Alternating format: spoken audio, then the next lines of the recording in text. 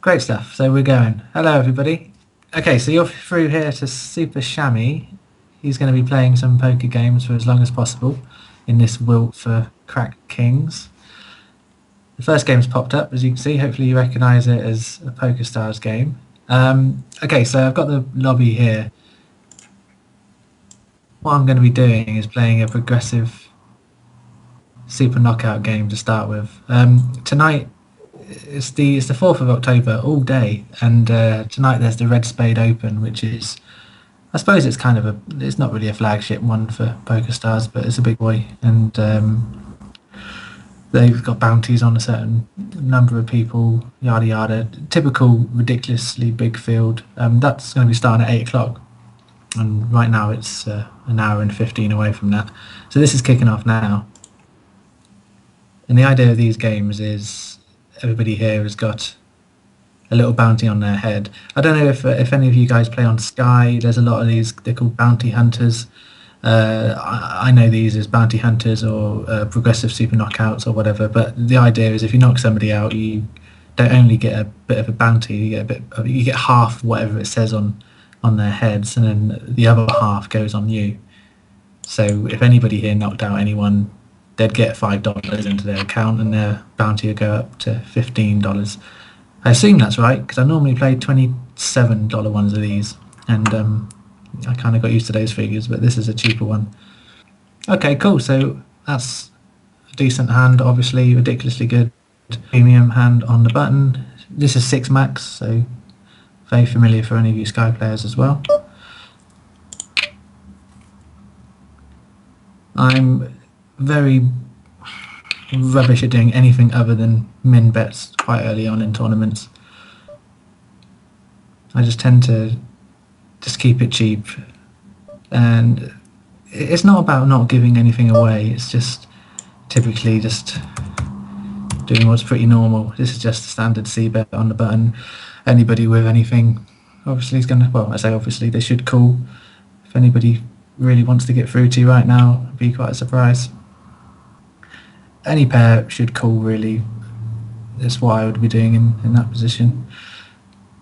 This guy looks very happy with himself, like a young Gerard Depardieu. He's thinking profusely. Obviously very important decision. Nice friendly card for me there, so I can just keep on betting with him probably thinking I've got absolute shite. And once again, brilliant card for me to do anything really. So he's straight away bet out. I'm not really scared of anything here. If he's got a set of 8s on the flop, then good luck to him. This is obviously a raise. I could even push to go for the bounty. That would just be a beautiful start to the tournament. So yeah, why not? So I didn't get the snap, so that's nice. So you have to assume I'm ahead. Maybe missed a bit of value. Smaller bet, might have got called, but yeah, not too worried. So that's nice, and that puts me in a good position now where I can just cool down with any 2, have a giggle, see a flop, and play for some bounties and have a bit of fun before the proper games come. I'm just going to actually call here because I've already seen that he's quite an active player, so I don't mind if he bets out, and like he has obviously. So I've got no problem calling here because I would have raised pre anyway. So king high flop, that's fine. He's going to do the betting for me. I assume he's going to have bet with anything. So I've got no idea where I am. I'm sure a lot of people will want to raise here, but I don't really want to get into a position where I'm just going to lose everything. And kicker problems and all that jazz. Now I haven't really got kicker problems anymore. So again, I've got the best hand most of the time here. So I don't mind putting in a bit of a raise now just to get him thinking, and this is where it could just go to shit, but it hasn't. Hopefully he'll just check it down, or he's made his straight. Ugh, yuck. I think it's a call. I don't like it. I mean, what on earth could he have? Oh yeah, didn't see that one coming, but hey ho. So luckily for all of the chips that I caught up with earlier on, I'm not in too bad a position. I'll give him a bit of satisfaction with a nice hand, but early doors, I don't mind that sort of thing. So, got a crap hand on the button. Someone's already raised. And we'll play this one. Simply because, hey look, I could knock this crazy cat out. Argument to raise probably, but I'd rather do something like that. She'll be better off betting out now to try to get rid of me. I've got a lot of backdoor things going on. As you can see, I've got a 3-4-5. So I've got backdoor runner on the old straight. I've also got the same for flush. And that's enough for me because it's all about the backdoor. And as you can see, this has helped slightly. I now win with a 2. I don't necessarily win. And they've checked me, so I could even get it. I could even rep the ace, which I probably think is the best move. Let's do something a little bit over the size of the half pot. I get my answer, so I'm not going to call this. I'm not even really calling to the nuts. It'd be ridiculous to call. If we had a ace of hearts, then I'd be calling this. That'd be fantastic. But had a go, didn't work out. Fold it, and let the lady take the chips. Let the 4-eyed lady take the chips. Does that mean he needs a hand before he plays anything? This should be a raise, but in this kind of game, I'm not going to do that. Someone's done it for me, which is fine. I've got no problem calling this at all with the Jack Queen suited. For me, these super progressive ones, especially the turbo one, which happens often, it's just all about seeing flops, trying to get something, and then building up a bit of a stack to build up some bounties. But you can't win bounties if you just dribble your chips away, a bit like I'm doing now. But obviously, I started well and then got a hit. Well, we were never in any problem. We were never any doubt that this guy would raise or call or anything. He was never going to raise. I think that's what I was trying to say. Yeah, we're not in a very good position here. Although they're just making us call, and now if we... this is a crying call. We really would like MJ to decide that, no, this is exactly what we wanted. We wanted him to give up, and he did. He hasn't necessarily given up. He could still easily have a shitty king. I mean, this is a similar board to last time, and the similar hand for him now would be a queen's full. So it's going to be quite curious. I don't know. It's like Pop is afraid to bet. It's odd. It's almost like now he's working out, oh shit, how much do I need to bet to win? So it's odd. I don't know really what he's got at all. Maybe, yeah, bizarre, absolutely bizarre. So I got very lucky really with my dominated hand and hitting my queen. The hyper turbo sit and goes are the ones that kill me. I just love them too much. So we've got 7-8 suited. I think we were in the... I can't remember where we were. Obviously we were in the big blind. And this is nice. We've got opportunities to hit the nuts, and the guy's still betting. A few people would raise here. I'm happy to call. I'm surprised he's actually betting. I'd imagine he's definitely got an ace this time. So if we do hit something that helps us, we're going to get a lot of chips, possibly all of them. But he's going to probably bet out again with his ace. If he doesn't bet out, I don't know what he's doing, because he really should bet out. Oh, I'm very happy with that. I'll take it. And bingo, I hit what I needed. So I've got the nuts. Just making sure that is the nuts, because sometimes I think I've got the nuts and I haven't. 5, 6, 7, 8, 9, 10. I've got a 6 card straight. That's pretty damn good. So I'm just going to do something that people do often, a little bit of an overbet. People think that an overbet is it's very polarizing. It's either weakness or strength. I think too many people do it for strength, to be fair with you. Absolutely too many people. Obviously I did it for strength, but do I ever do it for weakness? I don't think I do. Maybe I need to. But as you can see, woohoo! Got a bounty, and so $5 in my account. Yummy, yum, yum. And yes, I was right. Happily, we'll raise into this guy, and we'll happily continuation bet with top pair, and then we'll happily continuation bet again, and then we'll check and see what he does. Really, I got no idea what he's going to do. So this is going to be a call. I'm just going to try to justify why. We're not beating much, but I'm trying to think of a reason why I need to justify this. Yeah, well, there you go. That's good. That's nice hand, sir. But that was unlucky. He hit his queen. At least I still cover all of them. So I will raise this. See what Benny Bills. Oh, hello. He's got little ears. Oh.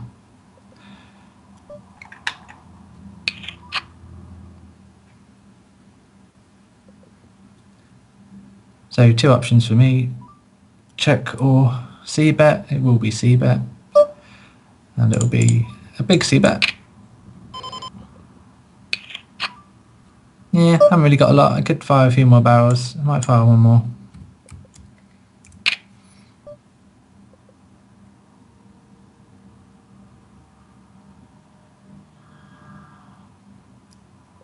I'm sure a lot of people give up after one. I really should fire the last one.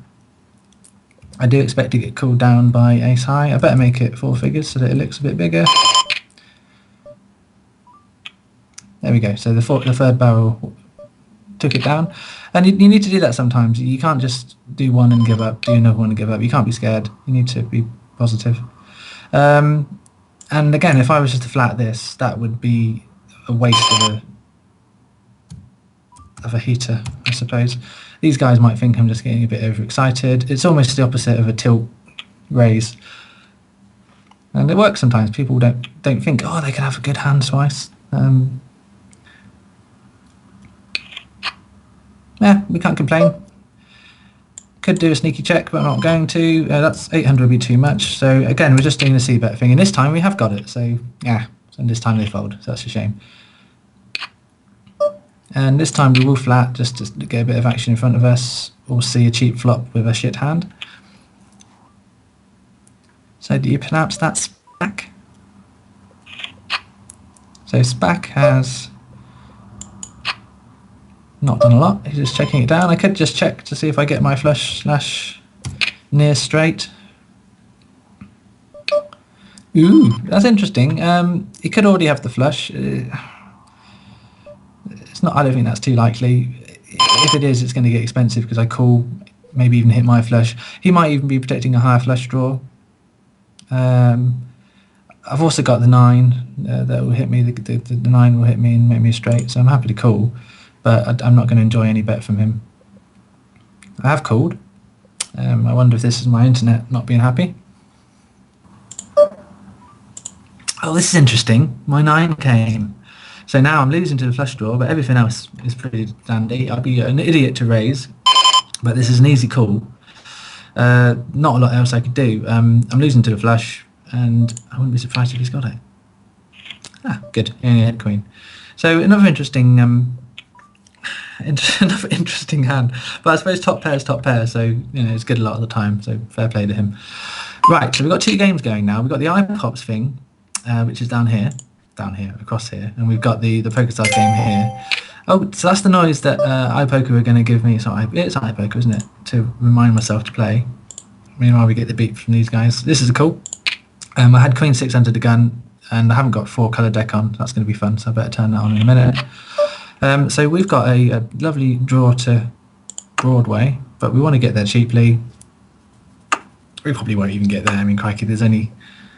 Is it 5 or 6 queens in the deck? I can never remember. Oh, there's one.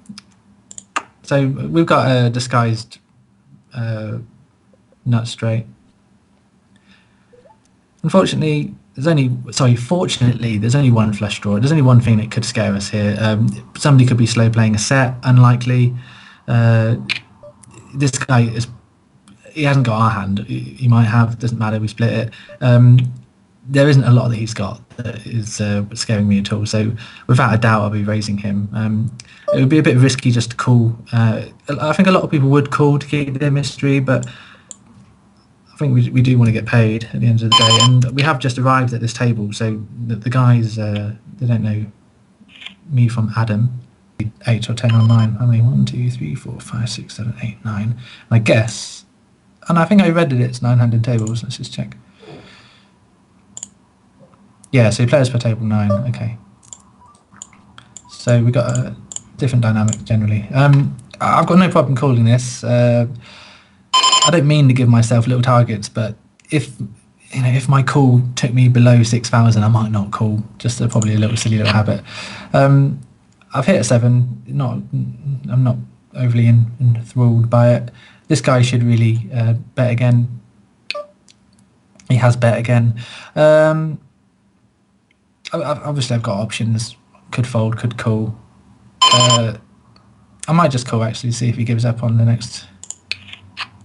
Oh well, no, that's kind of helpful. So he's kind of given up. There's 2 flush draws out there. I've got a bottom 2 pair, which is a great hand considering he's given up now. I need to bet out. There's not going to be many rivers that make me too happy. So I'll bet and hope that he checks to me once he calls. Obviously I could take it down. Oh, easy decision. Lovely, lovely. So yeah, so just to explain that, that was an easy decision because I had 2 pair, which is a good hand. It's low 2 pair, so there's so many hands that did beat me, but the fact that it was a bounty and the fact that he was just passing his chips over to me to say, yep, yeah, look, just call me. I was very happy to do that. He could have easily had a high 2 pair or a set. He could have easily had that. But it would have only been a sort of half hit on my stack, and it's such an easy decision to make on a bounty game. So we probably haven't learned anything there, except I got a really lucky turn in river, but I'll take it. And that's another bounty for us, and that's $5 in our pocket, and we've now got a bounty of $20. But the most important thing is we've got a big stack which covers all of these guys that actually have already got bounties. Can you see? 15, 20, 15, 20. And this guy here has got a very small stack and no bounty. So meanwhile, back at the ranch, and now I've got ace 9. And this guy has got a nice shoving stack. So let's just, I'm going to raise it a little bit more than the min bet, just so that it gives him an opportunity to shove. And he hasn't. How bizarre. Hey ho, so this is quite frustrating because it's given this guy a chance to try to get both of us off of it. Meanwhile, 10-2 is a fold on the button. So he's checked. Alright, I'm just going to, it's a bit silly. I'm just going to just do this. So he's wanted to play, that's interesting. So, I mean, I've got to assume that I've got the best hand here. He could have slow played a set. He could have a set. He could have a slightly better 2 player than me. But I've got to assume that I'm the best. Got the best hand. He will take a lot of my chips if I'm wrong. I can't just call because of the flush draw. Although I have the ace, I'm just going to shove him in, and if I did in time, yeah.